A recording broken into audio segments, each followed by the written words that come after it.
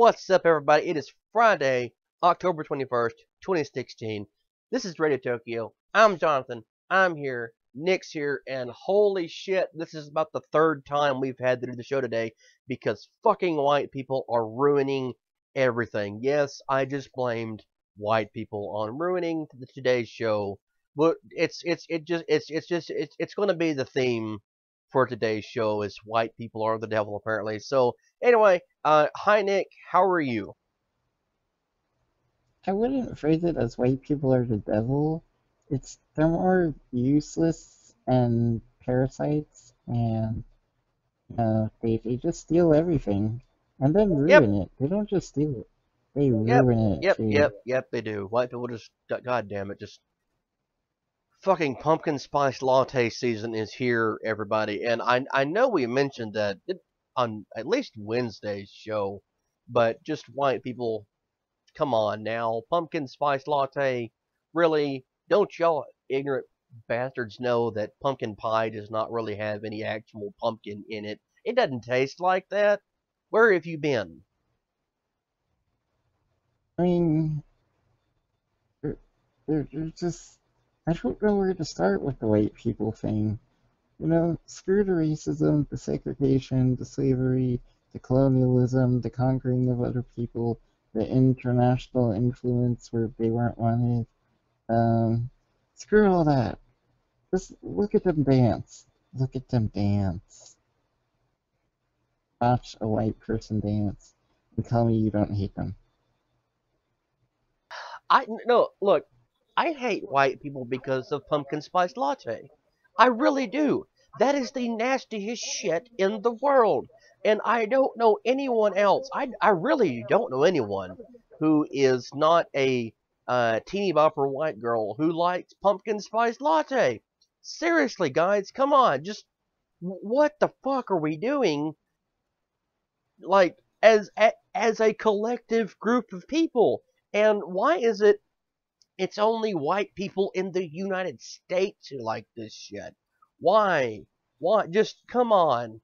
Come on. Drink, for once, drink a real coffee. In fact, what's embarrassing here is for as much shit as we give the people that are on Fox News, Catherine Temp, one of my all-time favorite Fox News personalities, by the way, is on Fox.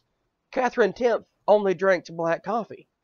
She doesn't drink pumpkin spice latte, and she doesn't know why someone does. Now, she likes Starbucks coffee. I don't know why, but she does. She'll go there, and she just gets a straight black coffee. And she was talking about it the other day, and she said it's basically like for convenience reasons that she only gets straight black coffee. Now, if you've ever seen Catherine Temp, and like it's not like you don't have access to the internet. You can go look up what she looks like.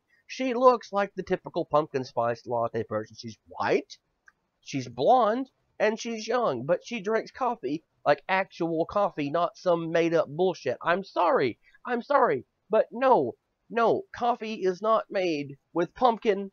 It's not made with spice. And what spice are we talking about? And latte, whatever. I'm fine if you want to have a latte. I don't give a shit because occasionally I like something a little more than black coffee. But fuck me, just please, can we stop with the pumpkin shit and I also, like, I mean, I'm honestly, also confused. Wait. I'm also confused by the spice part because white people don't know how to spice food. This is a well-known fact. Look at white people chicken. There are no spices on white hey, people chicken. hey, goddamn it, don't you ever say that about the Colonel's original recipe chicken. That is some good. No, no, it's not. I'm sorry, it's not because I have access to a wonderful, wonderful place called Popeyes. No, KFC. You may have really good potatoes and biscuits and shit, but Popeyes chicken. No, sorry, but you know what? You know If what? I could if I could combine the Popeyes chicken with the side from KFC, there might be a halfway decent chicken fast food place then. Popeye's chicken has got to be the best fucking fried chicken I've had, other than my late grandmother's. Now, you want to talk about a white woman who could make fried chicken? That would be my grandmother. I had it one time that I can recall. I've never forgotten the taste, and I miss my grandmother so much. I wish she was here because I just want not just to sit down and have one more conversation with her or to get to hear her laugh. I want to eat fried chicken with my grandmother because that's one of my favorite memories. Eat her homemade fried chicken and drink Delaware Punch or like some Kool-Aid lemonade because that's what my grandmother was. So like I've had an example of what good fried chicken is, and I promise you, no, it's not KFC. It's not KFC, and it's damn sure not that horrendous shit from Walmart or any other store that you now occasionally they'll have good chicken, but But, no, white but, people but have tell ruined. me this. Wait. On the matter of chicken, have you ever had good white chicken or chicken made by white people that wasn't fried? Chicken made by who that wasn't what? Chicken made by white people that wasn't fried. That wasn't dry. Yes, Where and when? occasionally. When I made my own. Here's the thing. Here's the thing. I learned to cook from my mom, and my dad, bless his heart, has tried for years and years and years to learn to cook from my mother does. He just can't get it. He can't get it. It's taken him, I don't know, 15 years to learn to make gravy the way that she makes it. I made it one time because I listened to what my mother had to say, and I made gravy. Now, it may not be the best gravy ever made, but it's pretty damn good, and even she likes it. And I learned a long time ago that if you're going to cook something like chicken or steak, whatever, there's a way that you do it that you get some juicy food. And just no, white people, no. If just back away from doing all these things, just goddamn. Now that we've got Nick, Um, I don't know. I'm kind of depressed now. I'm still trying to figure out what spices in pumpkin spice latte. I don't know. I don't think anybody knows. Did they just add cinnamon and call it a spice? Probably. I feel like that's what they did. You know, Shouldn't it just be pumpkin cinnamon latte then? probably. I, Wait. I, I, Okay. Okay. I don't want to continue the discussion about this the whole show, but I need to figure out what the hell their spice is. I need to know. We'll tell you what. While you're accessing Figuring the out. Google machine to find out what it is, how about we talk about the most positive thing that's happened in a long time? What's that? Wonder Woman is turning 75 this year, and I know, typically when a woman reaches the age of 75, she says she's 18, and I'll be honest, Wonder Woman looks amazing for her age. Ha ha ha ha, yay, yay, bad jokes. Anyway, yeah, Wonder Woman's turning 75.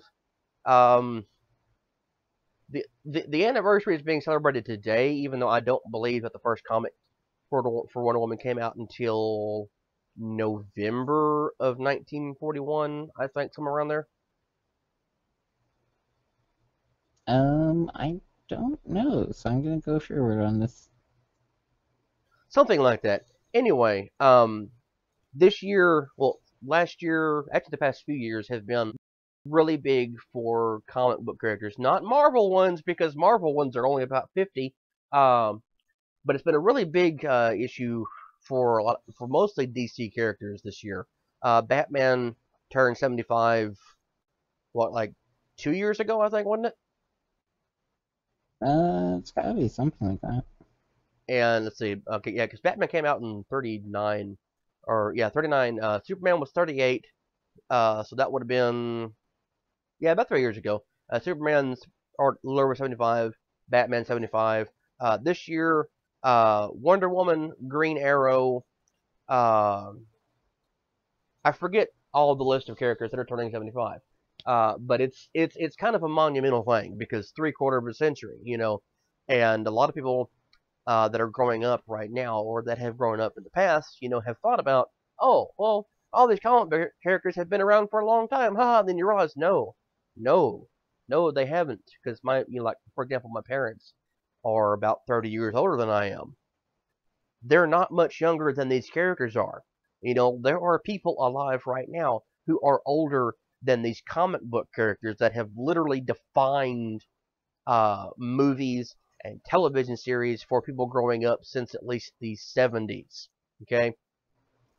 And it's astounding to think about. But Wonder Woman is probably the most, well, the reason I'm saying probably the most important one right now is because I'm trying to, kind of lessen the blow here of the fact that Wonder Woman is the singular most important of these characters turning 75. And it's because of something that happened today. Which is, Do you not know what happened today, Nick? not sure. There are a lot of things that happened today. What happened? Well, what happened today, a few hours ago, in fact, is Wonder Woman was named an ambassador for the United Nations. Oh yeah, I saw that. Yeah, ambassador for the That United is Nations, and pretty cool. she is the honorary United Nations ambassador for the empowerment of women and girls. That is a hell of a long title, by the way. That is a long damn title, but that's what she I is. really feel like you could have gave her a better title. I don't know. That's me. Well, in I forget the comic line. Uh, Injustice Gods Among Us, I think it was the line it was in. She was Secretary General of the UN. Yes. I could get behind that. Ban Ki Moon, step down. It's time for Diana Prince. Yeah, I mean, I would be fine with Wonder Woman leading the UN. I just think they maybe could have gave her a better title. I don't know. I mean, So, it's okay. Here's the thing about it, though. It's essentially a made-up title for a made-up character. Now, beyond the UN doing this, there's not much that's going to happen. Like DC and the United Nations are not going to be selling comic books together. It's actually part of a larger program. Now, before we get into talking about this, if any of y'all want to actually see this, we do have it uploaded to our Facebook page. Please feel perfectly free to go watch it. It's maybe a half hour long, give or take. It's not very long at all. And it'll give you a better understanding of what's going on. But to go ahead and try and sum it up, uh, the United Nations has passed. Well, they've suggested that there's, I think, 30 things that they need to do by the year 2025, 2030, somewhere around there. Things to make the world better. And number five on the list, of course, it's things like addressing education and poverty and stuff like that. But number five on the list is gender equality. And before any of y'all freak the fuck out and say, but feminists are ruining everything, or whatever you want to say, please understand that uh, whatever argument you want to make against feminism, understand this very important thing. Malala Yousafzai, I just butchered her name. I'm sorry. The young lady who was shot for not for wanting to go to school, that still happens around the world. There are women who are forbidden from doing anything other than essentially being property. And it's important that this is brought up because we have a presidential candidate right now whose supporters have suggested that the United States repeal the 19th Amendment, which would remove the right to vote from women, because it was shown that if only women voted, Hillary Clinton would have 538 electoral votes, which we know she's going to get anyway, but that's another story. Anyway, just keep in mind that there actually are women who do not live like most women do in our country. And in fact, it's a very large majority of women who don't have access to basic health care or education or anything like what people here take care of. So Human rights. this is a truly, truly important measure for those women, and not just them, but women here. Again, it doesn't matter what argument I make against it. Please understand, this is mostly to help women who are not from here. Yeah, I mean, there, uh, uh, there's just so many things that still need to be fixed or worked on, or there's just a lot of work for to even approaching the question of gender equality across the world. It's a very big problem. And I'm really happy that they picked Wonder Woman for this. She is the main female superhero, and sadly, perhaps the only real one that gets recognized of any major, or with any major recognition at least. Um, Not just and recognized, but appreciated. I mean, now granted, yeah, the initial only weakness she ever had was being tied up by a man, which was kind of a bondage joke. And no, oh no, I'm sadly not making that up. there, That was actually part of there's her some original story. weird, yeah, there's some weird bondage undertones in her comics. But see, since Or a then, little, uh, even the man who created Wonder Woman said that little girls do not even want to be little girls as long as uh, their role models are. I forget what word he used, but anyway, he suggested that little girls don't want to be little girls as long as there are no female heroines out there, and everyone that you look up to is just a man. Like you only have a man to be an example by, you know. And that's one of those. and I do want to see more female leads and female superheroine, or rather superheroines, or just, women can be badasses too. not just And not just not just more, but decent ones.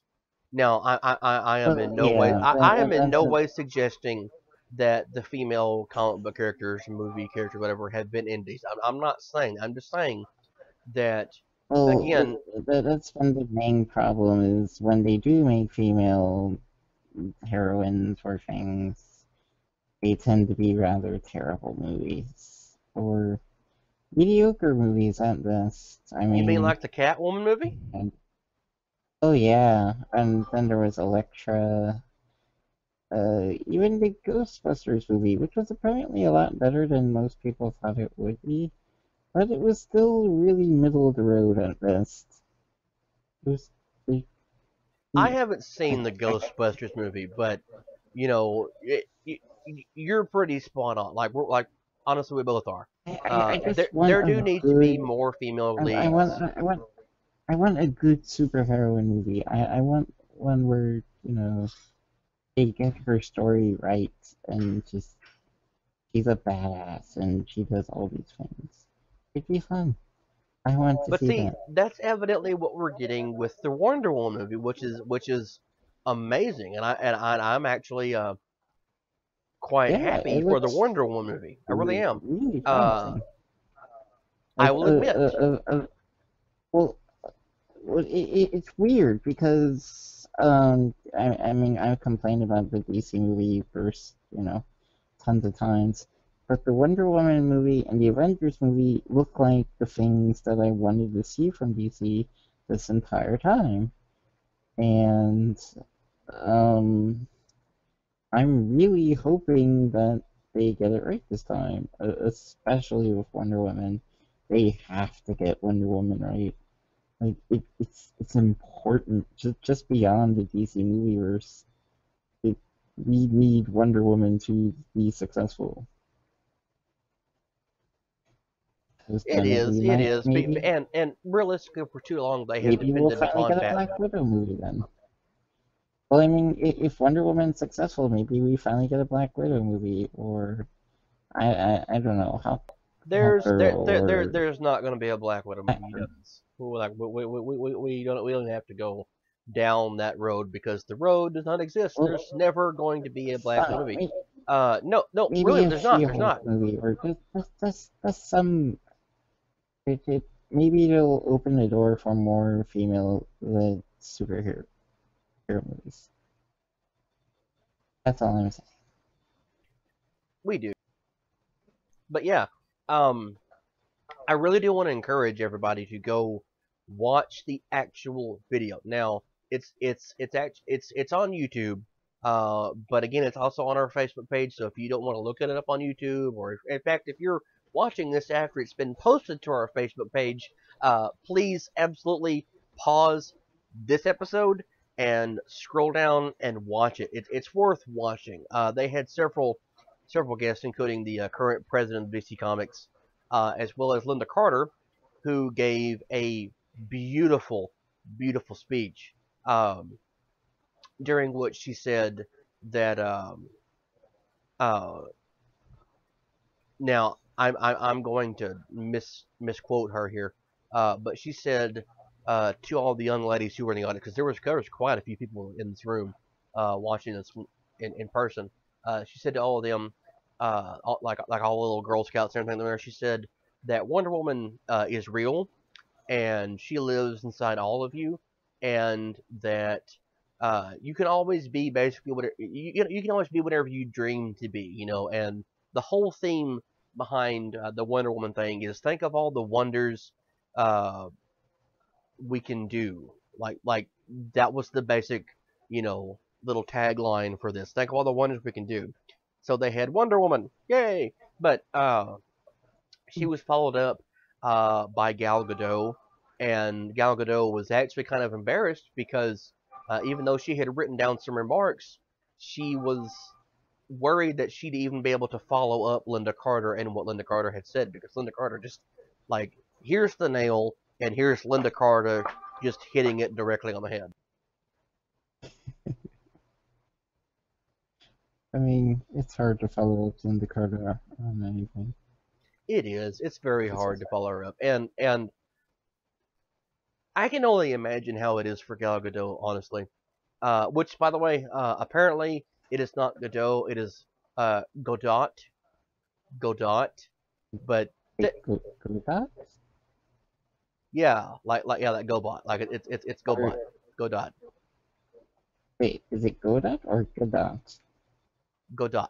Like you're supposed to pronounce the T, and apparently we've been mispronouncing it for forever now. But I don't think anyone really argues with her because it's or whether she didn't argue because apparently it's a very French sounding name, and there actually is a story behind it. I've learned this. Her parents, I do not remember what her original name is. It's an Israeli name, but her parents changed their name, like the family name, and it's supposed to be like Godot, but they pronounced it like Godot or something. I don't know exactly, but Godot just seems to work better because waiting for Godot. But anyway, um, yeah, uh, I can only imagine how it is for her having to follow up Linda Carter because if you ask someone, typically who's 35 or older, like me, well actually I'm 34, fuck up. Anyway, if you ask people who they like Wonder Woman is, they name Linda Carter. She has been the iconic Wonder Woman for oh long time now. Like I'll be nice and say eight.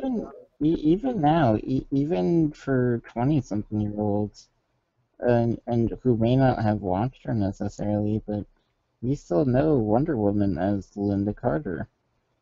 And I mean, of all the people who I think have the hardest job in the DC universe, I really think it's Gal Gadot that has the hardest job and the most pressure of everyone.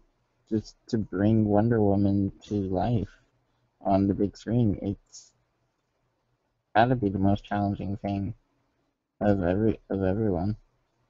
It is when you think about it because I mean for so long, everyone has looked at Linda Carter as being the go-to Florida woman, and sure, she's fantastic. Now, granted, the show is dumb as hell by today's standards, but Of course, but I mean, but look at the old Batman shows, the old Superman. what about the old Batman show, Nick? What about it? Are you going to say Adam It's West is not the best better. Batman? Because we're going to fight if you say Adam West is Adam not the best West Batman. is a great Batman, but his show was dumb, and you No, know it's it. not. No, no, it's not. No, no. You can't call Linda Carter show dumb, and then Wrong, not call Adam West show dumb. No, I'm wrong. invoking feminism here. I'm invoking feminism. You're lying. Double standards. You have a I double never said standard. that. You have a double standard. Wrong, Nope, nope, nope, nope, nope. wrong. I am pulling the feminist card. I am pulling it and I am using it. You can't call Adam West That show will never good. not be a thing for us. I think is you saying something that I said or whatever, and I just go wrong. I mean, how would we survive without you being Donald Trump? It, for real though, have you ever watched this man pronounce the word wrong?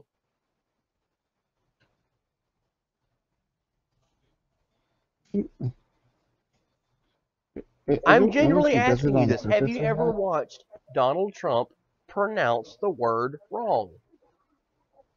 I'm not sure. I'm not sure if I have. Okay, you know how biologically, essentially, human beings, when we're born, we form asshole first, right? Yeah. His mouth becomes an asshole. Like it like that little pucker face he makes. It's weird. It's like it's almost a duck face, but it's like a little butthole, and it's like just all scrunched up, and it basically looks like someone's butt has like like their anus has just like become distended, and it's sticking out. So he has like an extended or distended whatever word it is asshole where his mouth should be, and he's like wrong, wrong. But it's more like he's making a duck face like I'm trying to do right now, and it's like wrong, and he's just forcing the word. It's like essentially it's verbal diarrhea for him is what I'm getting at. Like it's just shit coming out of his mouth in verbal form. See, see, the problem is whenever I watch Donald Trump's face, I just sort of get horrified and I just have to look away. And it's just, I can't maintain eye contact. It's like looking into the abyss of some just, uh, um, I don't know how to describe it. I don't know how to describe it. That's horrifying. Strangenesses, but That's no. Last night, I didn't see all of it like when it was live, but I did go back and watch it. Apparently, he has caused a furor, whatever word you want to use here, doesn't matter. Um, a tiff, I guess. I don't know. Anyway, the is it Al Smith dinner, something like that? Anyway, it was last night.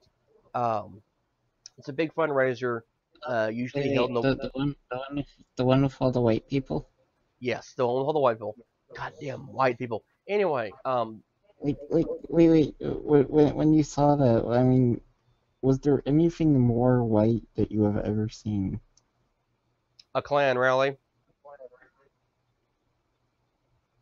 I don't know. I don't know. This might be more white. Well, no, think about it. A Klan rally is white people covered over in white sheets. That is the only thing whiter than this dinner. But again, this is at the Waldorf Astoria. Not making a racist joke, because it's not a joke. Racism's not funny. But yeah, Waldorf. Anyway, they had dinner last night, and they managed to raise $6 million for charity. The people that are in this room are traditionally Republicans. Republicans gave money for little children. Think about that shit. They gave money to children. Holy shit. That's the world we're in. But anyway, they invited Mr. Trump and Mrs. Clinton, to be at the event and tell some jokes and have a good time. And some people who have been going to these dinners for years, even though they're not Republicans, um, have said that this is the first time they have ever heard anyone get booed. Get what? Get booed. Who got booed? Trump Wow. in a That's room full kind of in a room full of his own, well, people that he calls friends. He got booed. that's kind of sad. I mean, how do you get how do you get booed by a room full of white people, rich white people, and you're Donald Trump? How how many people has he genuinely pissed off now? That not even they can fake laughing. I don't think there's a number of people that he's pissed off, to be honest. Like, I think it's just one of those nebulous concepts of here's the people Donald Trump's pissed off, and like there's no number. It's just one of those things. Did they boo Hillary Clinton too, or was it just Donald Trump? A little bit, not as much as him, but then again, she actually told some funny jokes. Hmm.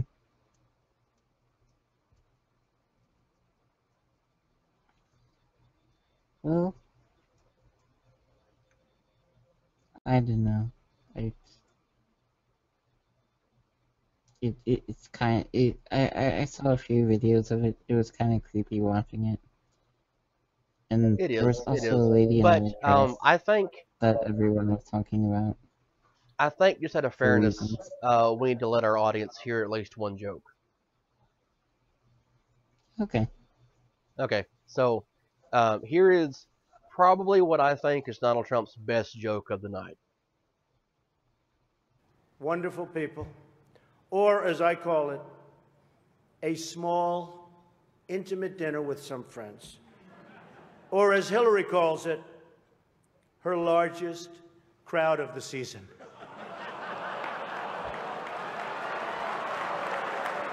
Ah, this stuff. This is corny stuff. What's great about the Al Smith dinner is that even in the rough and tumble world of a really, really hard-fought campaign. In fact, I don't know if you know Hillary, but last night they said that was the most vicious debate in the history of politics, presidential debate, the most vicious. And I don't know, are we supposed to be proud of that, or are we supposed to be unhappy? But they did say that, and I'm trying to think back to Lincoln. I don't think they can really compete with that. But the candidates have some lighthearted moments together, which is true. I have no doubt that Hillary is going to laugh quite a bit tonight, sometimes even at an appropriate moment.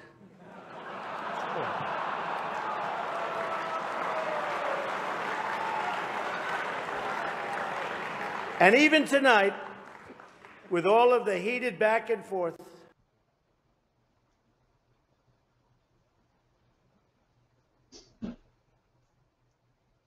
Oops, I didn't mean to do that. I think I accidentally turned off the video. Sorry about that. Well, I mean, it was pretty funny. I I I laughed a little bit. You If the entire election was like that, I wouldn't mind so much. I don't think any of us would mind so much. you get the basic idea. But anyway, he went on to say that when they were all walking up onto the dais, Hillary Clinton accidentally bumped into him, and she looked at him and said very politely, "Pardon me." And so Mr. Trump responded, "We'll talk about that when I get in office." That one was funny. It was that was the funniest joke, but yeah, he didn't get to hear it because apparently I misclicked. I really am sorry about that. I was not trying to do that. I wanted to actually let it play through because it was almost done, and it was actually funny. It actually was funny to hear him tell a joke like that. And, She made a few jokes. She made a really good one about Rudy Giuliani.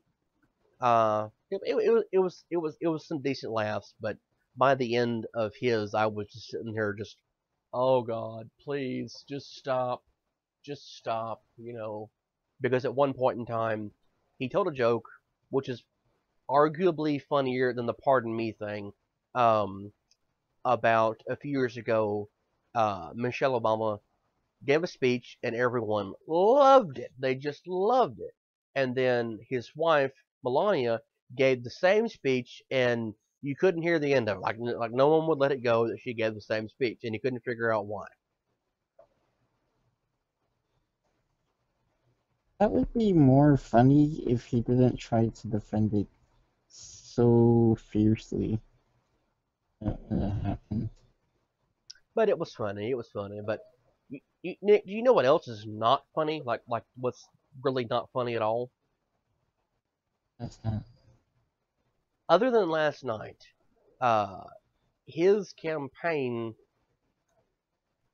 I'm kind of hesitant to use this phrase, but it's probably the best phrase possible. It's dead in the water. Uh, I don't remember if we mentioned or not, but last week before last, somewhere around there, the the Republican National Committee actually moved to cut off all funding to Mr. Trump, so he's no longer receiving RNC money. And by the way, this is the first time this ever happened in American politics. Um, no longer receiving funding from them. The Justice Department told the Trump Foundation to no longer collect money for Mr. Trump. He has lost all of his campaign advisors, including Wednesday, day before, or yesterday, one of the two. Roger Ailes, the former person who is in charge of Fox News, has backed away from the Trump campaign.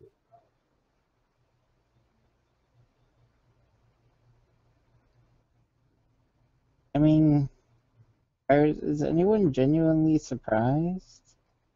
The, the Republicans are terrified that this campaign has gone so incredibly badly. They might lose the Senate. The House is actually at play. The Donald Trump campaign has gone so bad,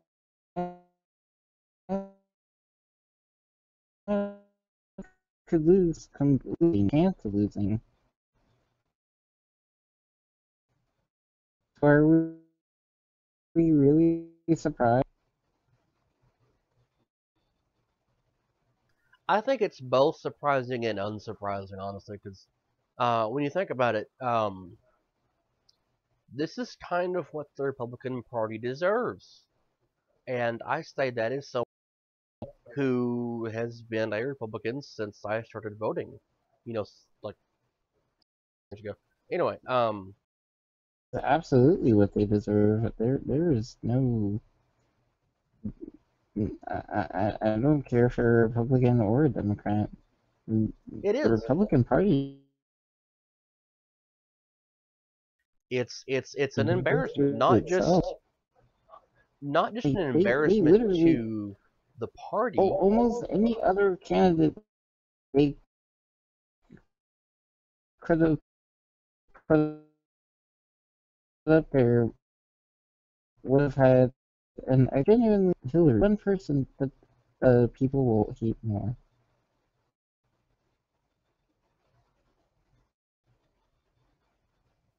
It's genuinely an Profound embarrassment, not just president. to the party, but to the country. I mean, it's quite sad that in the past 8 years, Republican Party has gone from and it being decently reasonable to being all of a sudden like, I mean, it has gone so far beyond the birther movement type thing and all of that other nonsense. I mean, really,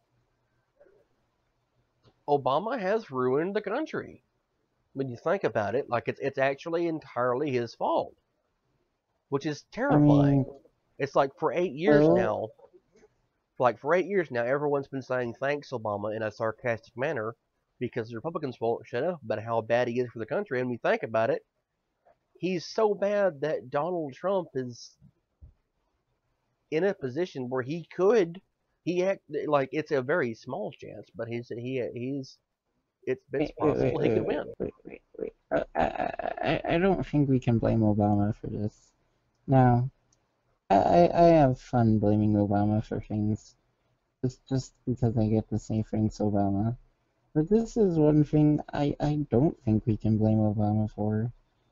The Republican Party was so bitter, so hateful after the elections in 2008 that they made it their number one and only goal to ruin Obama. This is literally the motive behind any and all of their policies. And how can we blame Obama for that? I mean, Well, honestly, okay, how, look, how can we how about blame Obama for that? how about we blame Obama for an actual thing that's occurred, like something that's real, something that's tangible, something that's possibly going to have terrifying results. Like, I don't know. I don't know. I'll just ask you a question. I mean, if you can think of something he's done, I can think of something. I actually can think of something, and while I'm thinking about it, I think it's important that fuck it. We'll just go ahead and play the clip here. Just let me get it brought up, and we'll play the clip for our audience to know, like, be able to hear this. So give me like 5 seconds. It should be available in a second. But yeah, we'll talk about how Obama's actually done something bad for a change. So you're already seeing it. So sorry about this. Give me 1 second. Here we go. Your Honors, in this venue, I announce my separation from the United States, both in military but economics also. So please, you have another problem of economics in my country. I have separated from them. So I will be dependent on you for all time.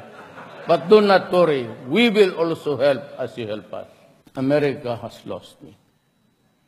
And will I realign myself in your ideological flow, and maybe I will also go to Russia to talk to Putin and tell him that there are three of us against the world: China, Philippines, and Russia. It's the only way.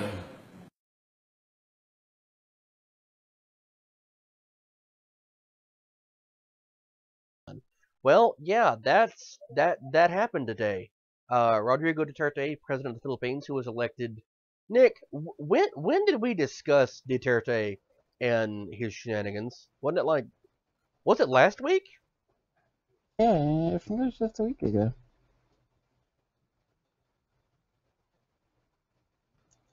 Yeah, Something like that. it was last week.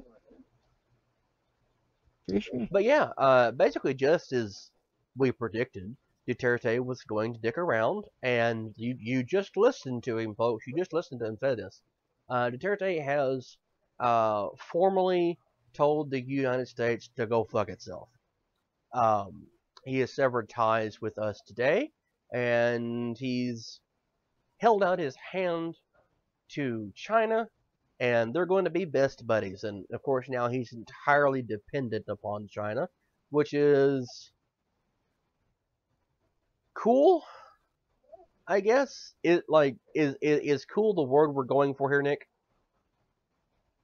I The Philippines are a kind of strange country in a strange situation because they don't really have many valuable resources or exports besides its actual people, I noticed because I have Filipino family. The main exports of the Philippines are actually its nurses that they train and go to school, specifically for to go work in American hospitals. And I'm a little confused about what exactly they think they're going to do, or Well, how they're going to be just like useful. we discussed the other day, the Philippines is our farthest away base. Like it's of course it's across the Pacific Ocean, but it is our I, first spot to be able to react. Or like say for example something happens in Vietnam again or I, Korea or whatever. Like that is our I mean, first base I to be able get to it launch from. from I get it from a military perspective, sure, but it's one of the oddly more expensive. In my opinion, there's better options in the Pacific Ocean for us if we really need to go deploy. There's just better options. Yeah, but the Philippines has been our only consistent base that we're able to launch forces from there.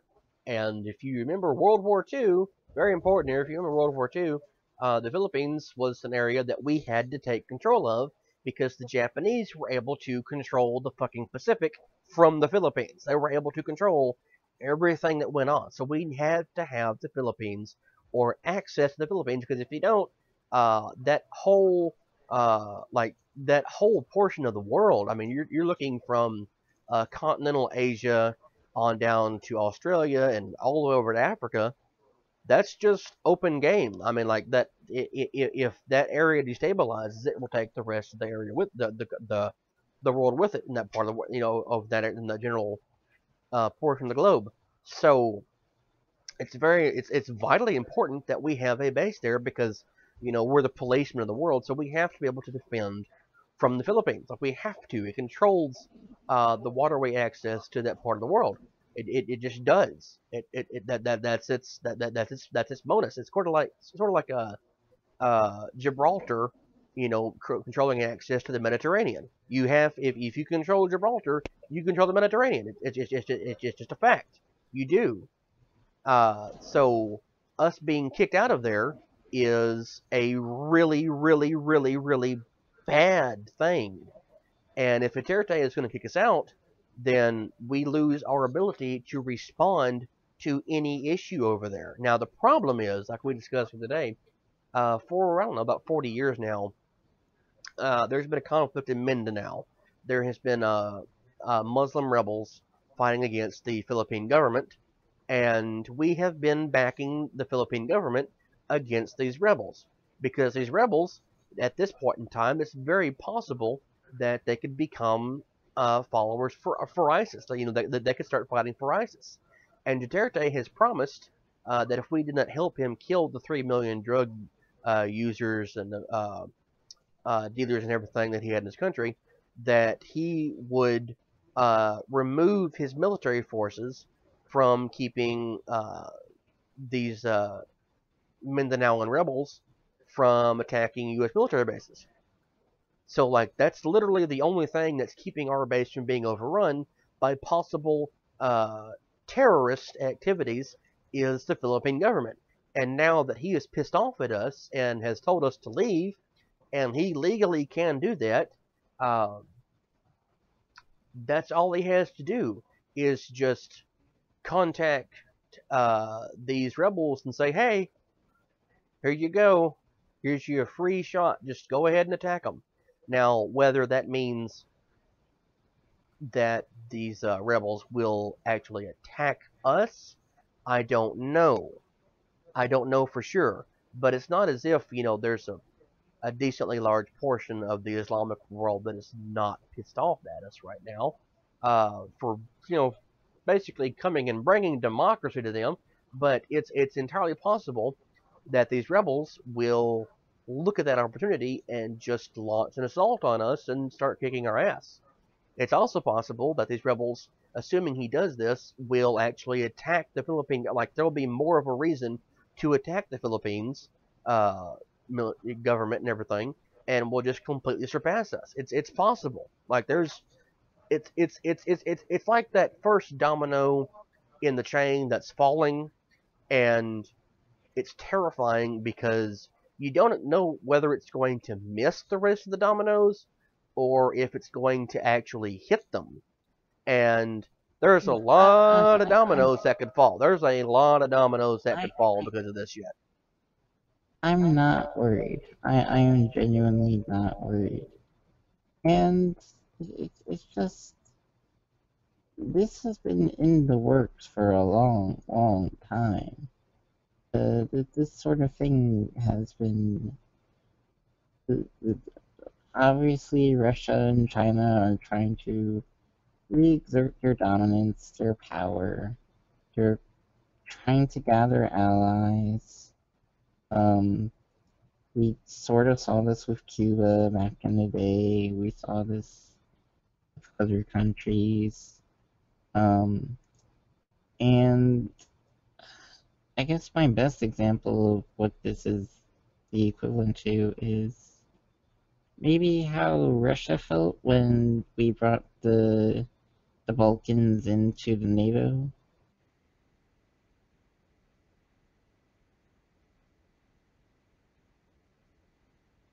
Well, see, this is where it does get me worried, and there's an actual reason I have for being worried about this.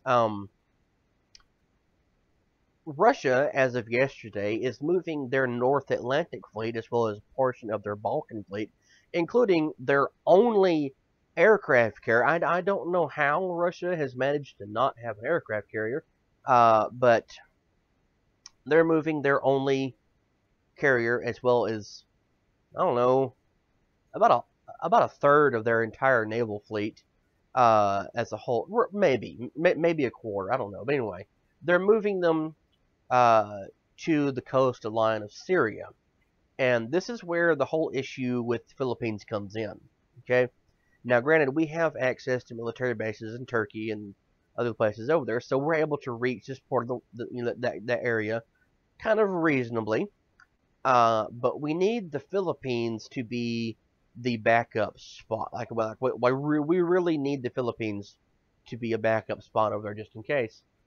Just just just on the off chance that some kind of strike is launched from the other direction here towards, I don't know, this place called Aleppo. You know, unless you're Gary Johnson, you should probably know where Aleppo is. But which is, well, I say that keeping in mind that a large percentage of Google searches were for Aleppo the night and the day after he said that stupid shit. Anyway, um, Russia has begun sailing its naval fleet to the coast of Syria, and they intend to raise their strike capability because apparently the United States is failing in regards to stopping the rebels. Now we know from months and months and months ago that Putin and Assad are really good friends. They're best friends. In fact, when Assad was in hiding and no one knew where he was at during the middle of that, it's a problem because Russia thinks that we're not doing a job over there. And what I was going to say is that with Putin backing Assad and wanting Assad to stay in power, and of course us wanting to get rid of Assad, it's like you asked earlier. Like it's basically the whole Cold War kind of picking back up, and the danger here is that Russia moving its fleets rather, the way that is actually a veiled threat to the United States. And I know most people are going to think, well, why would that be a threat? Consider something. We are the world superpower in this part of the world. Okay? We are. And if Russia is moving its naval fleet over there in an attempt to make us look bad, at the same point in time that some crazy motherfucker on the other side of the world is calling us bad and threatening to kick us out, and suggesting that he'll make sure that our military forces get killed and all that other stuff. It's genuinely a terrible, terrible time, and you got to remember that this is also happening at the same point in time that apparently a high-ranking Russian official has said that if Mrs. Clinton is elected, Russia will declare war on us. They will start bombing us, and it, it's a This little is scary. just fear mongering. It's fear mongering. It's just fear. This is what Russia does. This is what Russia has always done. Russia thrives on fear, and it's what it's used not just recently, but for centuries. I'm the Russian Navy would fold in the blink of an eye if it faced one of our fleets. I'm sorry, that's not American pride talking. That's just how much better we are than them. They're trying to scare us, specifically the people of America, because we don't realize just how damn powerful our military is compared to the rest of the world. And I don't know that we'll ever realize it. I, did you see the picture of the Russian carrier? Yes, it's quite old. Did, did, did, have you seen the picture of an American carrier? Yes, What would you pick in a battle between those two? I would pick the Russian character for Mother Russia. No, no. On a serious note, what would you pick between those two? Well, we do happen to have more carriers, but there's also No, the there's also not hang on only more carriers. there's also the terrifying fact there's also the fact that we have a presidential candidate who is threatening, or rather suggesting, not exactly threatening, that we need to utilize our nuclear arsenal more, and that other countries need, and other countries should utilize their Wait a nuclear minute. arsenal. Well, I want to get back to the carrier. I want to get back to the damn carrier. Look at that carrier. And look at our carrier. And tell me just how afraid you are of the Russian Navy. like I pointed out, they only have the one carrier, Nick. Yeah, the one carrier that can launch like one airplane is really bad. However, look at it this way: the Japanese only had a few carriers, and they still managed to put our navy to like they managed to take our navy to task by just having Because battleships. wait a minute. There's several reasons for that. Number one, they snuck attack us. Number two, carriers were just a thing that was just starting to be used, and we didn't really know how to use them yet, because battleships were still the standard of naval battle. Number three, they snuck attack us. And Now, number zero, the Japanese perfected carrier usage before we even got on board. That was how they defeated us, was utilizing their carriers. So, yeah, with and a guess what? limited, but here's the thing. Here's the thing again. Sorry about that. I mean to cough.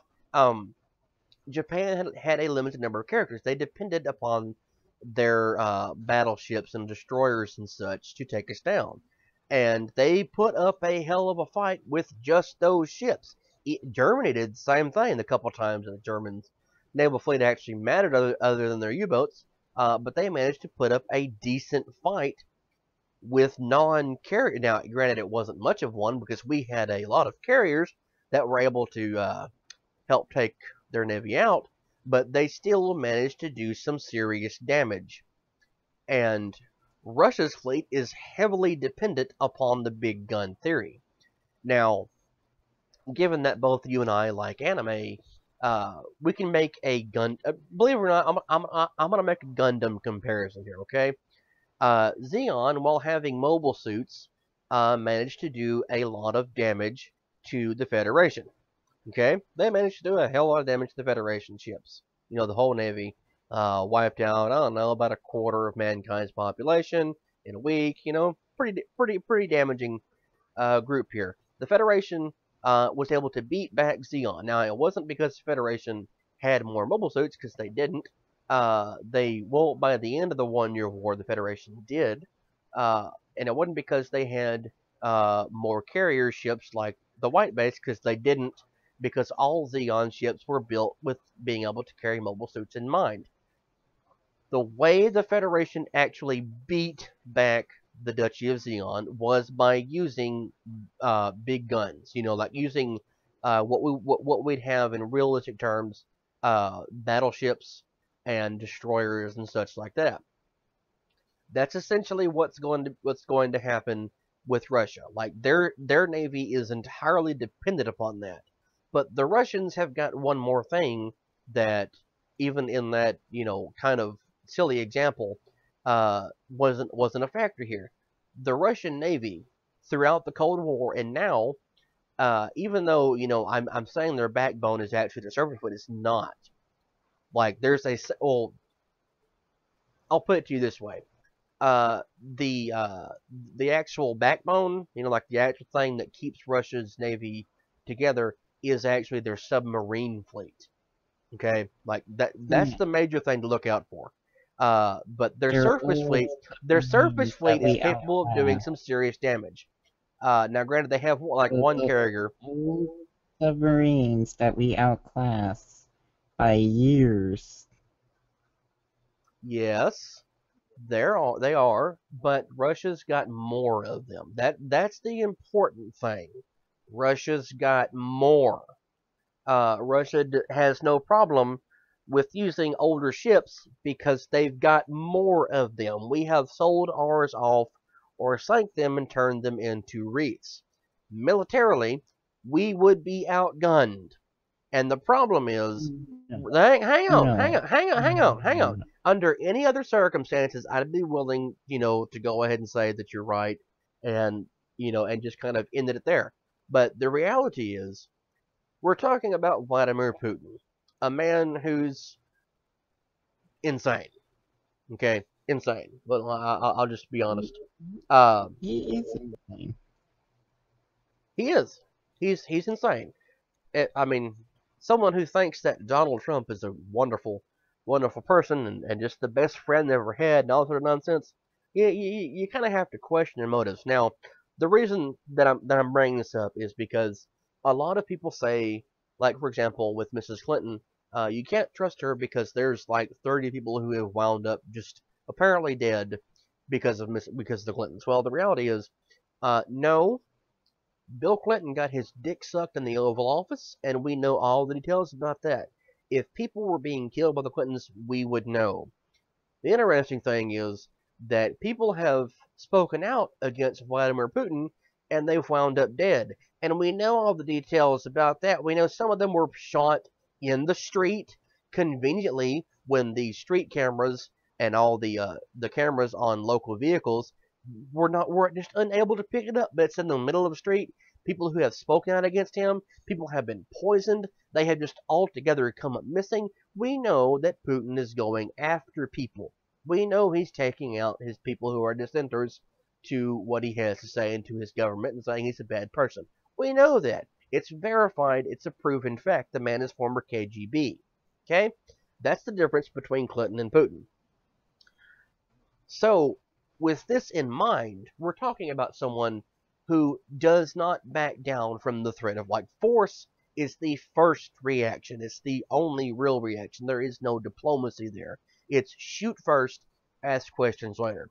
If something ever happens, and there's ever a war with Russia, Putin's going to shoot first and ask questions later. And he's not the kind of person to sit there and dick around with someone who's opposing him. He'll go for the most lethal option first. So that means moving his naval fleet to where they're in a position to bombard our naval fleet and our bases and be able to do some serious damage over there to where we can't fight back. And now, possibly backing up another possible threat in another area where we have to have a vital military base at. That kind of sets up the dominoes again. Like it's kind of like what Nazi Germany was able to do. Like, here, we're gonna reach out, we're gonna make some deals with you, and you help us, we'll help you, but we're secretly against all these other people, and we know that you have problems with them. It's kind of that circular issue right there. Now, I'm not saying it's going to happen again. Like, I'm not going to say there's going to be World War III because I don't know. There's probably a 50-50 chance. I mean, like you have this right now at this moment. We have as much of a chance of there being a World War III as much of there not being one. But if you look at history and you look at how like what happened preceding all of these wars, that we know all the events that happened in them. That's very close to what's happening right now. Just someone's angry and they reach out and make deals, and everyone starts moving the military. And last week, Russia withdrew all the families of their foreign dignitaries. That has traditionally been a sign that you're going to cut off uh, uh, diplomatic relations with the country. You withdraw your people. It's just a historical fact. So something's about to happen. I don't know what, but it is something worthy of paying attention to, and being a little more careful about. See, there's one major difference between this point in the history and every other point in the history in the past, and that is there has never been a superpower quite like the United States before. Unless maybe we're talking about Rome, way back in the day, when it was the Which only fell from the superpower. inside, by the way. And we just got done talking a little while ago about how one of the major two political America parties has is basically very. imploded. We Wait, have someone, hang on, we have someone who is widely acknowledged as being a interior wait threat a second. to the country. Wait a second. There is the number. Okay, hold on. The rowing comparison is silly because of a variety of reasons, which I won't exactly get into, but mostly was due because Rome overexpanded and because it was a true empire.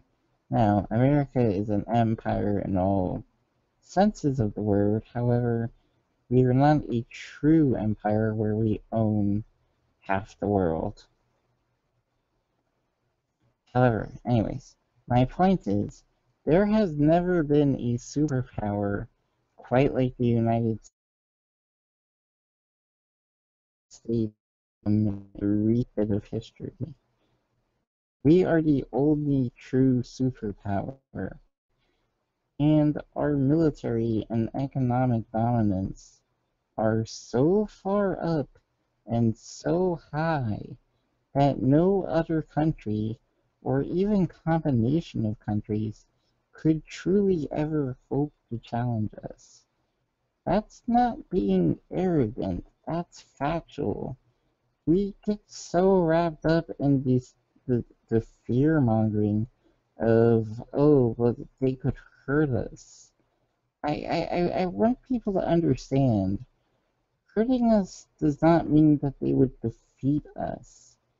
Hurting us means war would happen, and yeah, it would suck. A lot of lives would be lost, and we should generally try to avoid that because it would be really bad. However, America is so incredibly powerful, so incredibly dominant, and so far ahead of both Russia and China, it is almost unfathomable. The reason for this is because the USSR collapsed back in the day, And because Russia has been trying to recover its strength since then, at worst, uh, Russia can regain the power it had as the USSR.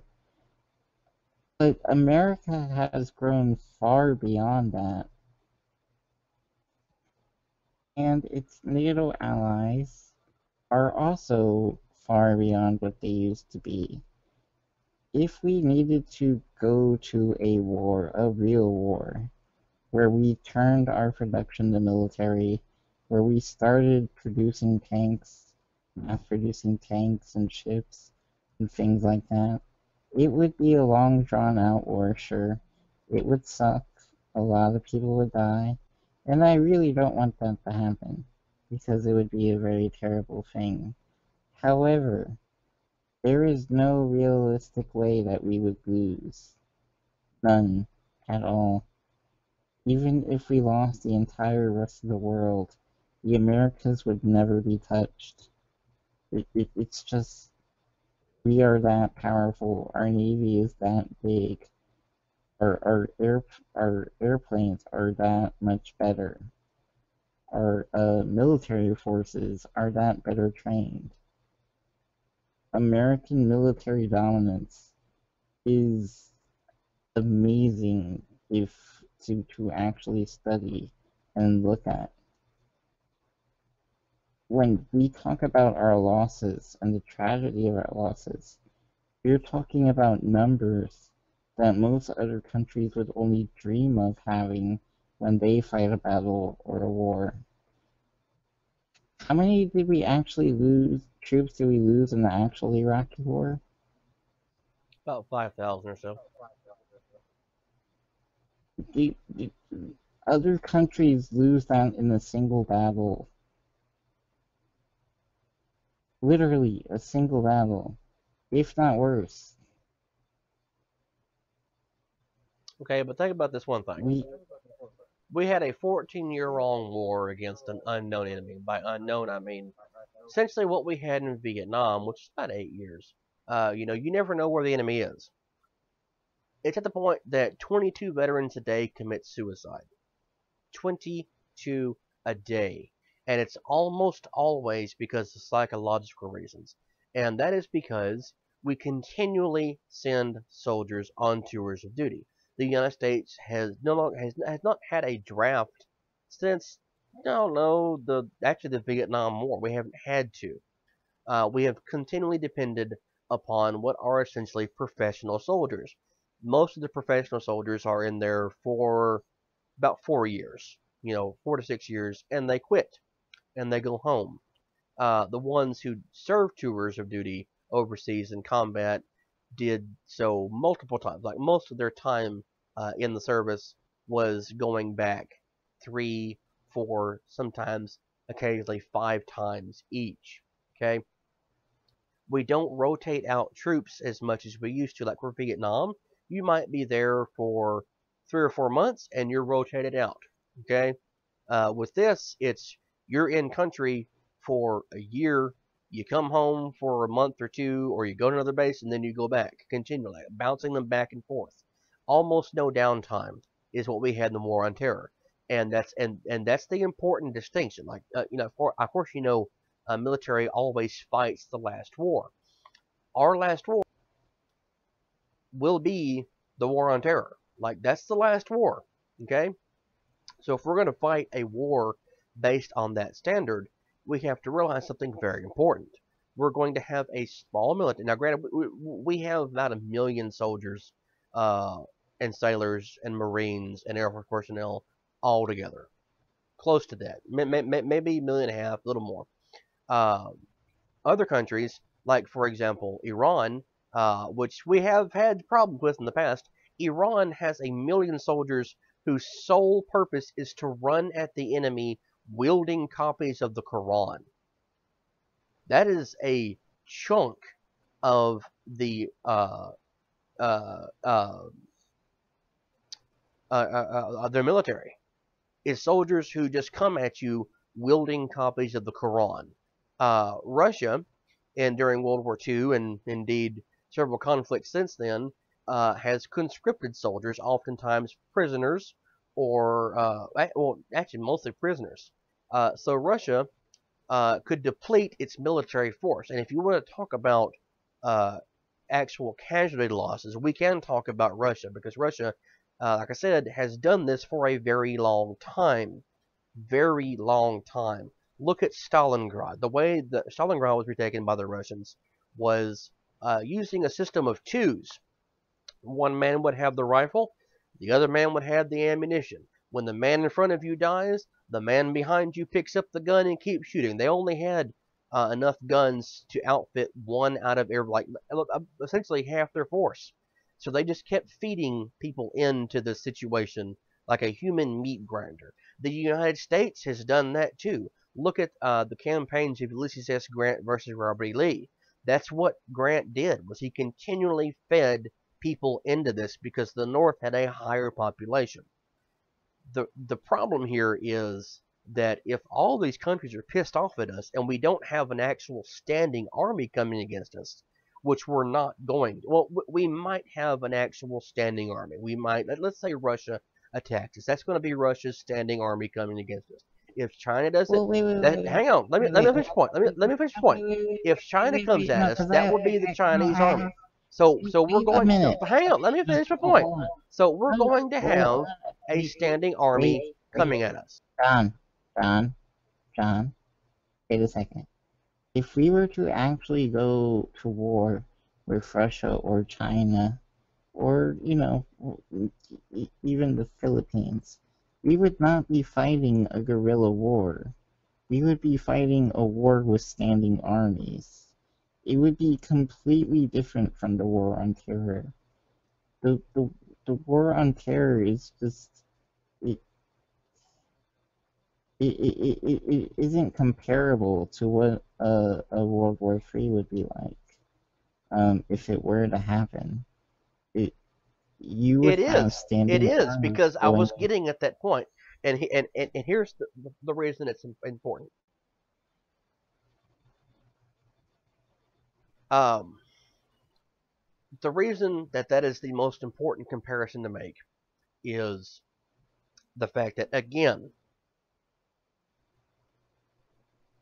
okay, I'll just say this and it be a thing. Look at ISIS.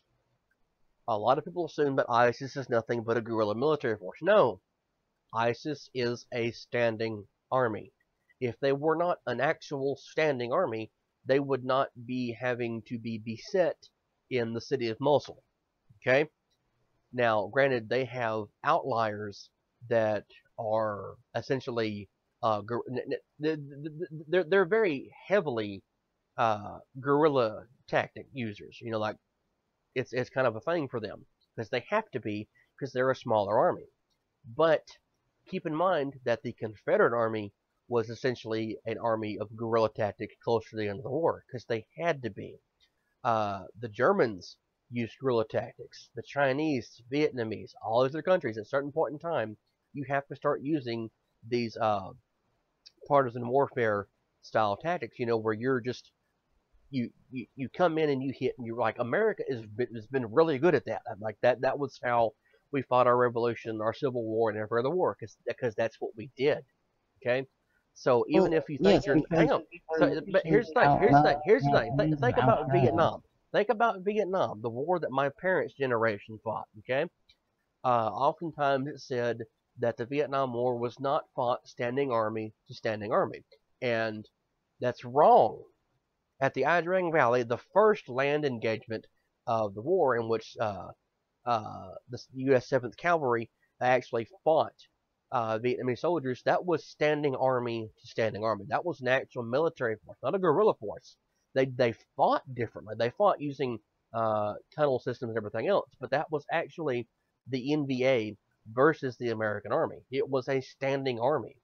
And hang on. Here's the thing. Here's the thing. Typically, when someone says standing army, they're thinking of something like out of the 18th, 19th century. Where you have a massive army where who everyone is because they're all wearing a uniform. Da da da da da. all those happy, good, fun things. That's what people think of when they think of a standing army. Now, if you think of World War II, which is the last time we really had standing armies, sure, that even falls within that same general boundary right there. You have an army, you can identify them because they're wearing a uniform, okay? But yet we have these standing armies today in these countries that don't, that didn't ever use, for example, like Germany and England, stuff like that. We all used what were essentially the tactics of Clausewitz or Napoleon or something like that. Like the idea of these armies, you can identify who is who. Uh, the Eastern Asian military forces used something a little different. They used Sun Tzu primarily, okay? And this tactic is essentially, even if you have a massive army, it's basic. It's literally East meets West, okay? Eastern armies, including the United States, are founded upon the principle that like for example, you don't move in the face of your enemy. Like, just look at Gettysburg. That was one of the reasons that Lee would not remove his army from the city, because he had engaged the Union Army and he refused to move soldiers away from them or to move around them, because he was not going to move out of their face. That is the European and American style of standing army fighting. You don't move in the face of your enemy. An army that depends on guerrilla tactics, like ISIS does, like the Viet Cong, and like a lot of other military forces did, don't have that mindset. They will happily move around you. They'll move into you, behind you, every which way they can, because they're fighting for an idea, like a cause, an actual cause. That is the difference here, okay? So if we're going to talk about fighting an army like that, sure, if China, Russia, Philippine military get involved, those are going to be standing armies in the traditional term. They're all going to fight us that way.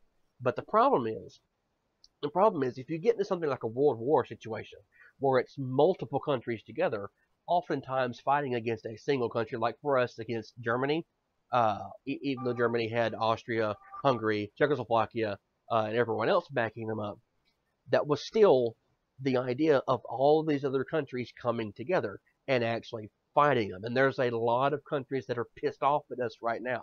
So if Russia attacks us, China attacks us, the Philippines attacks us, it's presumable that other countries that have something against us are going to say, hey, we'll come help you out. So if it comes to a situation like that, if it actually comes to that situation, it will not just be, us whipping the shit out of Russia or China, the Philippines. It'll be all these countries coming at us at one time. And given the current state of our military, we would have to introduce a draft. And draftee soldiers, conscripted soldiers traditionally do not want to fight. American soldiers are horrible about that. If you look at, for example, our revolution, the militia, which was essentially the same thing as drafting a soldier today, they didn't want to fight. The militia could be depended upon to fire maybe one shot, and then they got the fuck out of there. Okay, look at our Civil War.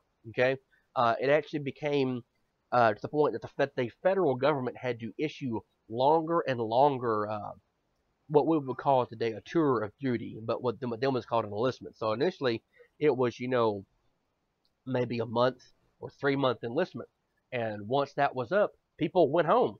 They just went home. You're in the middle of a civil war, and it's like, oh, 3 months is up in 3, 2, 1, bye, and they would leave and go home. We had to force people to stay. We had to conscript people. Both the Union and Confederacy had to conscript soldiers to actually fight. Now granted, the United States military has always depended upon our centralized, well-trained professional army. We've always had that since the word go. But it's always these conscripted soldiers that come in. So what you're going to see is, if it happens, you're going to have a bunch of people who don't really want to be there, have very little training, and they're going to die much more quickly.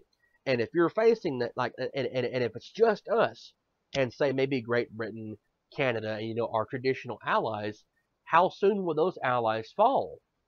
Think about that. Like seriously, think about the world going against, something like the United States. Like, how long did Germany last? Maybe 6 years? During World War II? Maybe 6, give or take. In World War One, there were 4 years.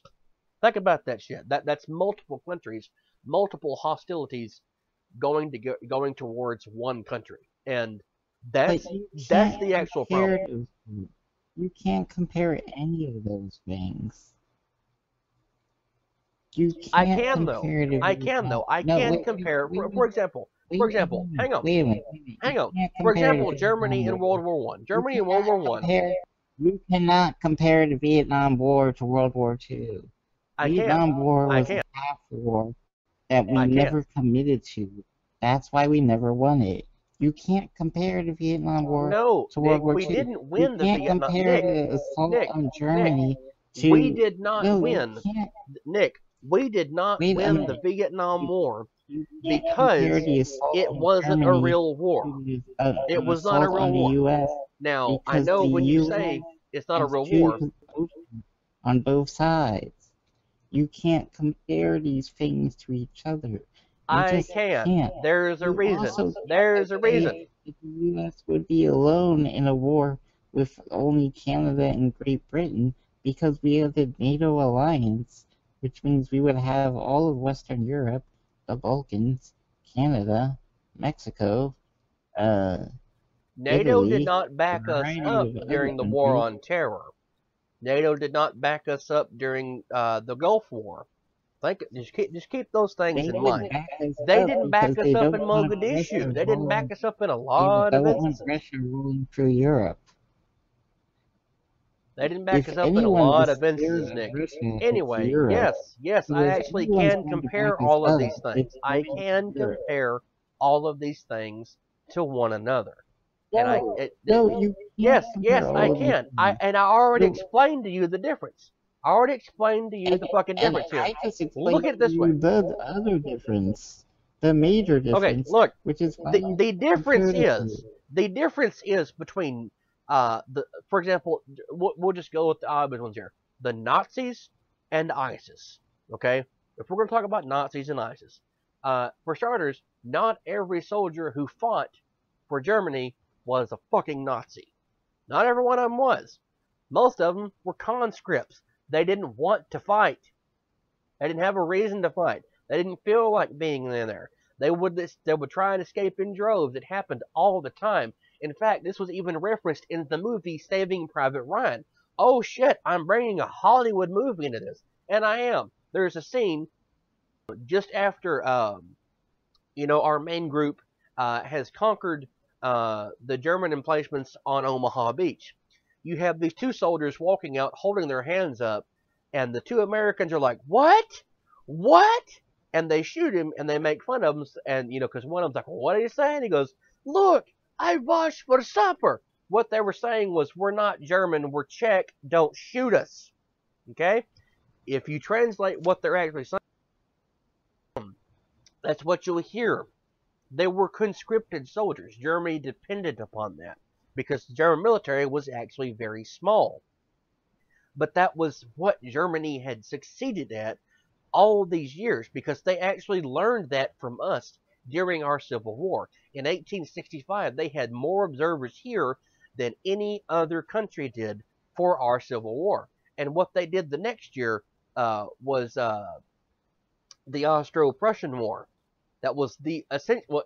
Other than our Civil War, that was probably the most modern war up until World War One. And what Prussia did was they built rail lines and they shipped their soldiers by train and they used breech-loading weapons. All the things that came about in our Civil War, Prussia took. Prussia was able to conquer huge swaths of territory with a very small army because they would force these people to fight for them. Now, if you look at what ISIS has done, ISIS is essentially the same thing. They're just not forcing people to fight.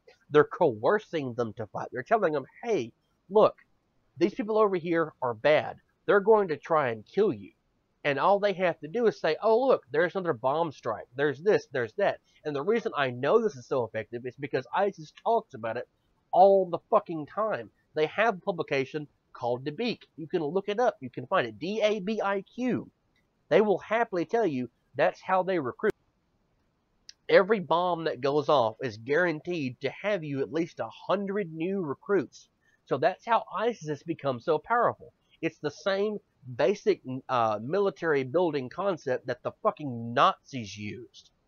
They coerce you to fight for them. It's like, oh, hey, look, you have nowhere else to go. You have this problem. Go ahead and fight for us. It's the same thing that the Russians did with their military. Oh, hey, look, go ahead and fight for us. What do you got to lose? It's the exact same concept. The Viet Cong even used that. That was how they were able to get, in fact, it's how the Viet Cong came into existence.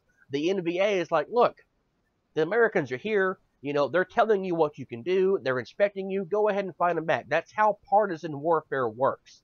It has worked in both Eastern and Western militaries for years and years and years and years. And the problem is, when you have a military force like that, like a partisan force like that, you don't even have to worry about a traditional standing army coming for you.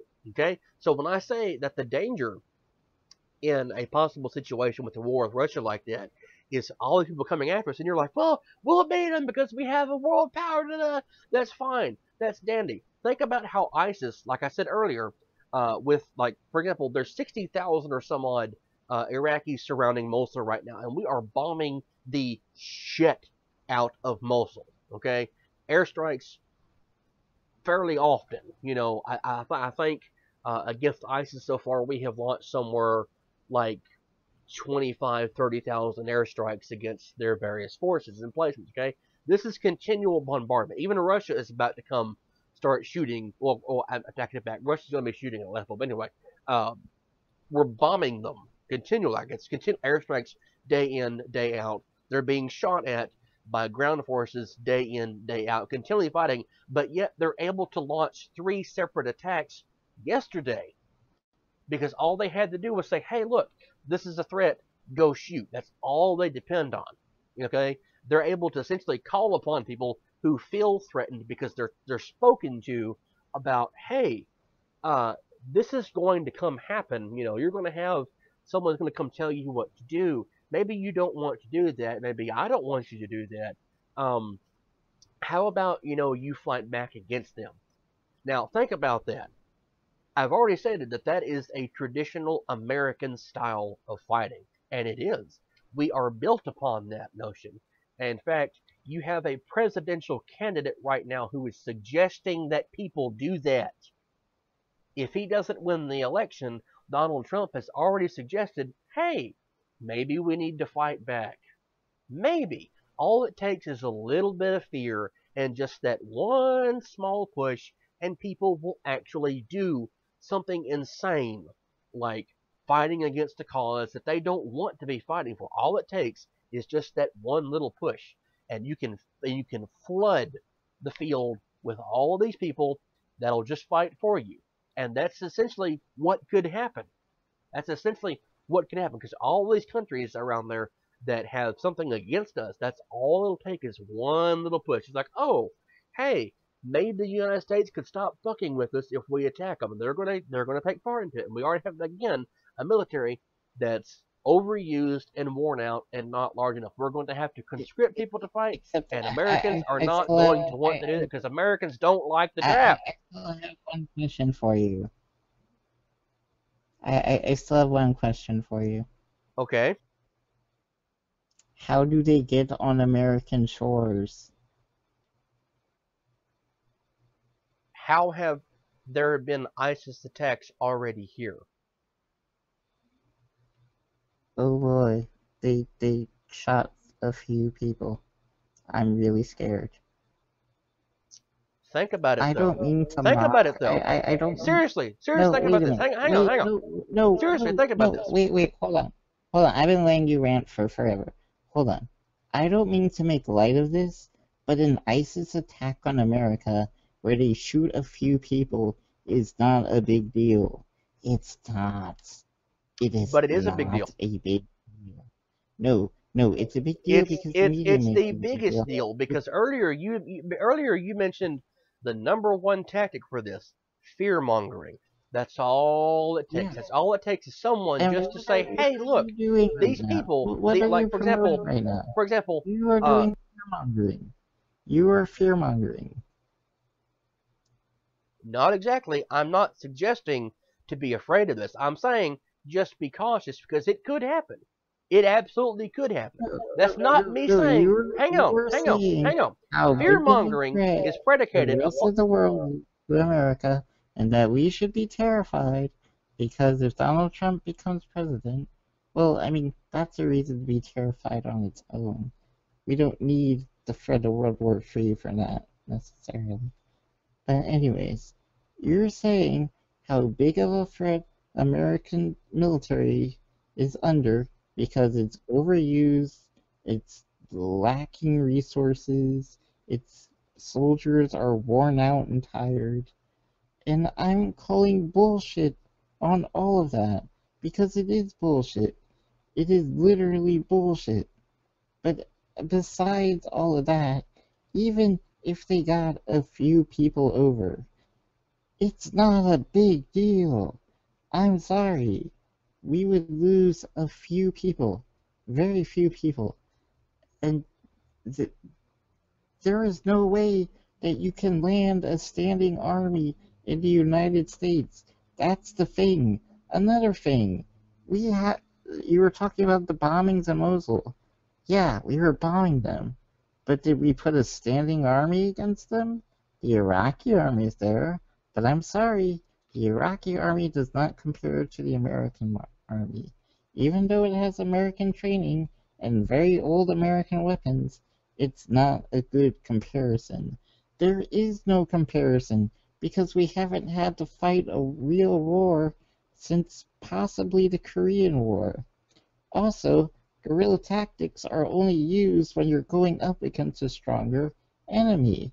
And they're that's the reason guerrilla tactics are used. That's the reason America has had to use guerrilla tactics for so long, because we didn't become the strongest country until only after World War II.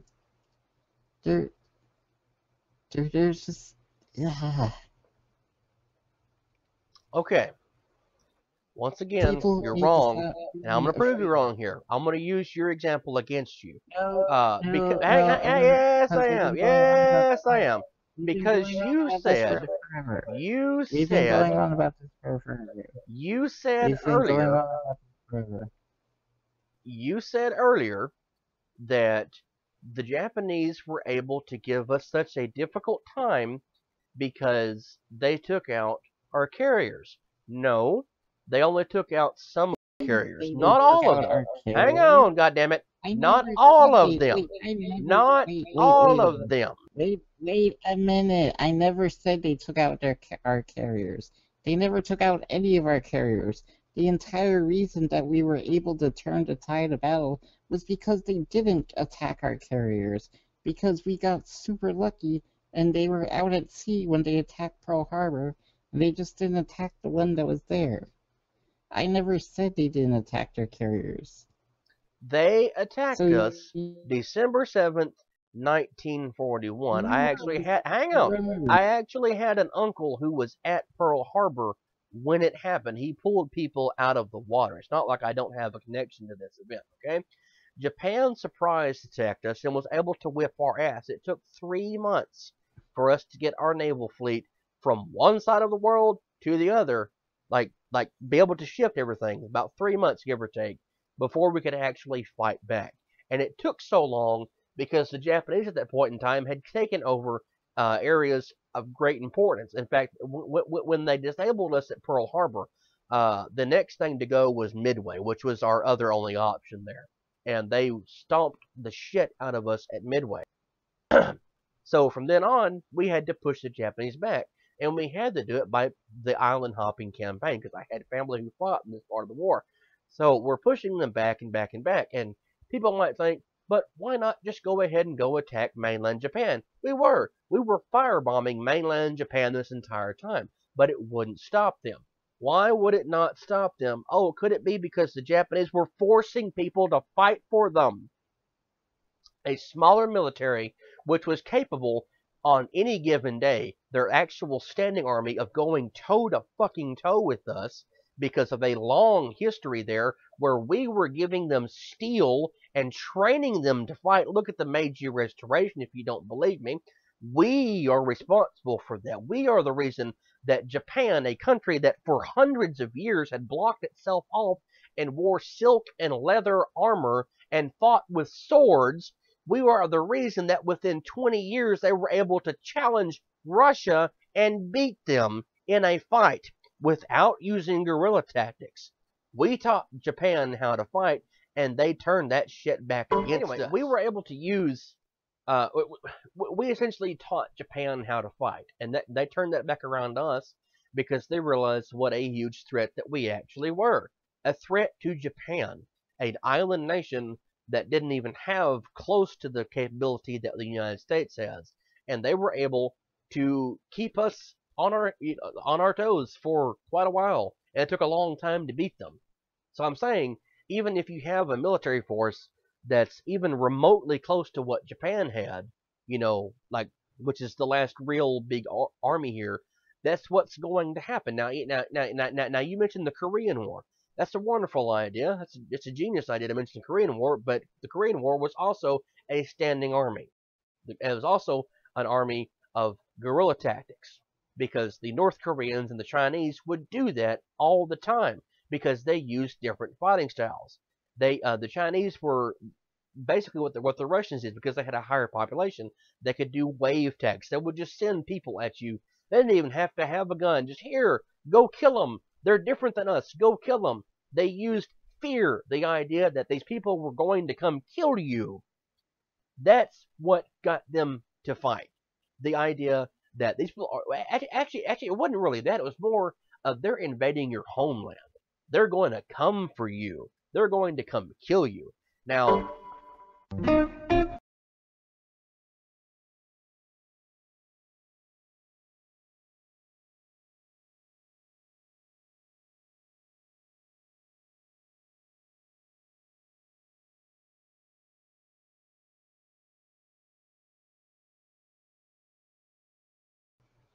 anyway, like this major thing is it all boils down to for example, you said I'm fearmonger. I'm not really fearmonger. I'm stating a fact.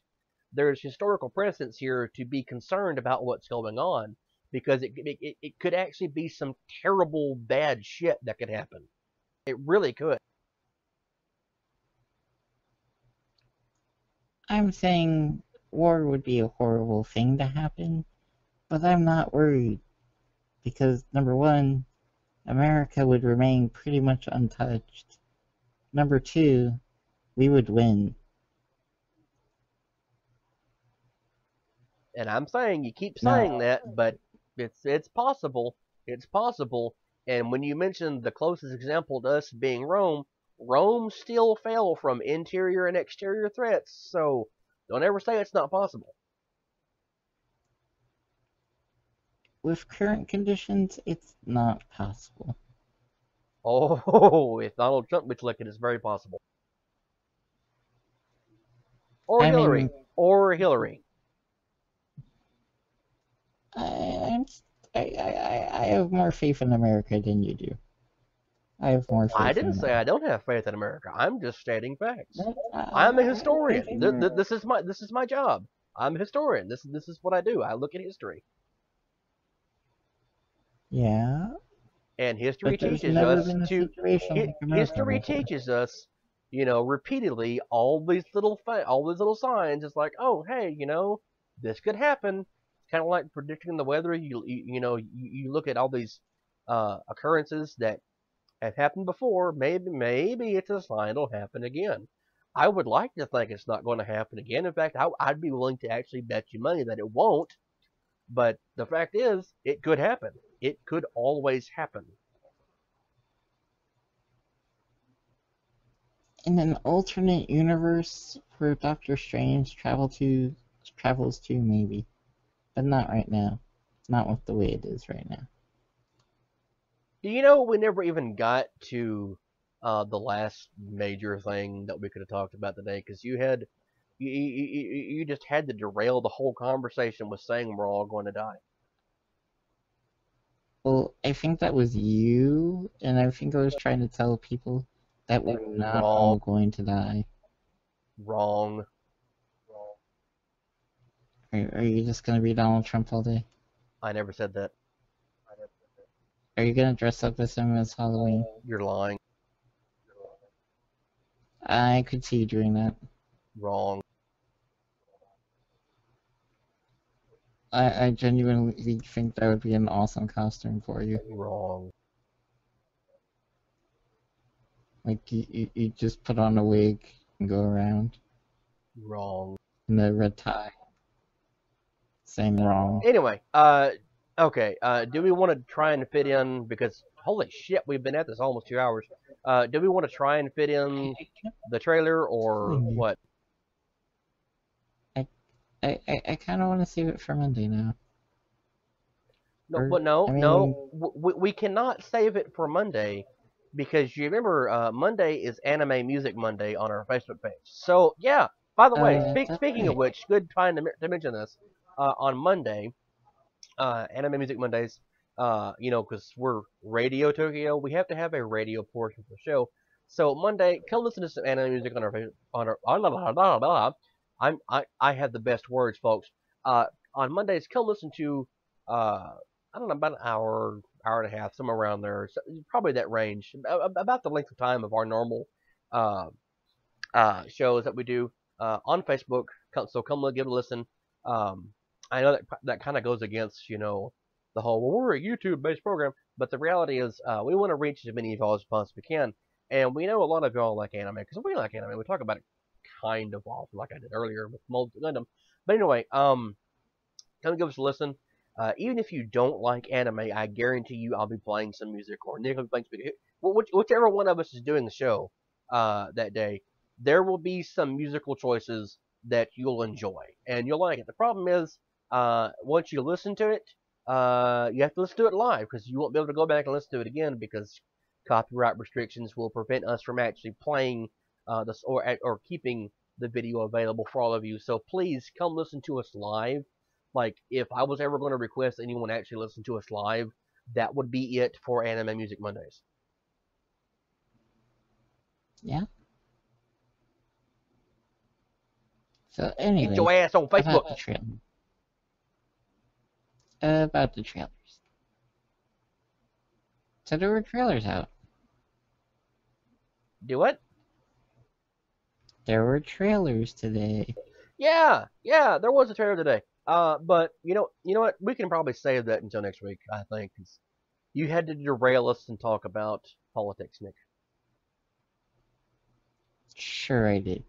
Fucking Sure I white did. I'm not white.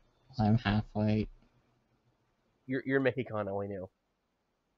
I'm not Mexican either. Hola, Nick. Como estas? This is why people hate white people. Sí, habla inglés? I mean, you're just setting a fine example. We need to do that show. We need to do it. Speak English? Oh my god. No, I really, speaky I, Espanol. if I ever saw someone actually do that in Texas, I think I'd just turn around and go north. I've actually seen people do that. It's embarrassing. But anyway, thank you for watching. Thank you for listening. So very sorry that Nick decided to derail this and make it a debate length show. But anyway, please remember to like this video, comment on it, share it, subscribe to our channel on YouTube. Please go to our Facebook page and give us a like over there. Tune in for Anime Music Mondays on Mondays. Please visit our Patreon page. We're only asking for $1 from everybody who bids, and we promise you all that money will go towards making a better show for all of you. Message me on Twitter or follow us on Twitch. Now, granted, currently on Twitch, it's just going to be this show you're watching right now live. We don't really have much focused on Twitch right now, but give us a follow over there, and we'll talk to all of you later. Bye, everyone. Bye, everybody.